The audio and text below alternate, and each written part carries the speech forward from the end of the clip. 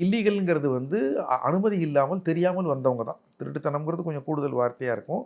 ஆனா, அவங்க அனுமதி இல்லாம தெரியாம வந்திருக்காங்க. அவர்களை பிடித்து, அவர்கள் சிறையில போடல. திருப்பி அந்த நாட்டுக்கு அனுப்புறாங்க.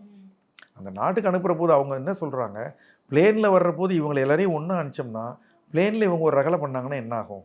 எல்லாரும் ஒண்ணா சேர்ந்து ஒரு திட்டம் போட்டு, அதனால அந்த பாதுகாப்புக்காகன்னு சொல்றாங்க. நமக்கு அது சங்கடமா தான் இருக்கு. அத பார்ப்பதற்கு நல்லா இல்ல. ஆனா, அவங்கள பொறுத்தவரைக்கும், எங்ககிட்ட நீங்க உரிமை இல்லாம உள்ள வந்திருக்காங்க. நாங்க திருப்பி அனுப்புறோன்றாங்க.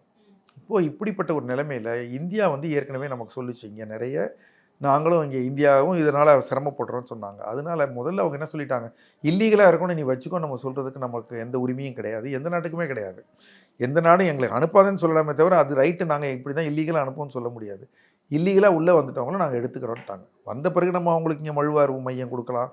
இங்க நெறைய நம்ம முதல்ல பர்மா பசார் வச்சு குடுத்தோம். வெளியிலேருந்து வந்தவங்களுக்கு நம்ம நெறைய உதவிகள் செய்யலாம். அது மாரி ஏதாவது செய்வாங்க.